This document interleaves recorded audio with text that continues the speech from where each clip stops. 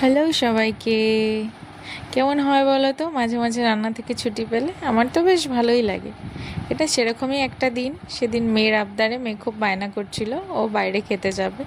তো ড্যাডি এলো, বললাম, তা নিয়ে গেল আমাদেরকে খেতে। যাকে তার জন্য আমারও রান্নাবাড়ি থেকে ছুটি পেলাম। ভালোই হয় বলো। সেদিন একটু বৃষ্টি বৃষ্টি দিন থাকা, একটু ওয়েদারটা ঠান্ডা ছিল। এই যে আমাদের খাবার চলে এসেছে, এগ কারি, বাটার নান, চিকেন কষা, ফ্রাইড রাইস আর রোস্টেড পাপড়।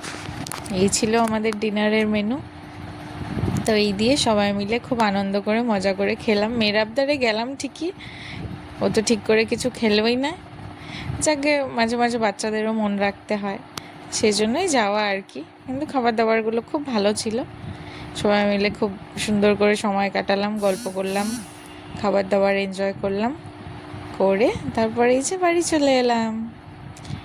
অনেকটা রাত্রিও হয়ে গেছিলো তখন, 10:30 বাজে প্রায়। টাটা। কেমন লাগলো ভিডিও?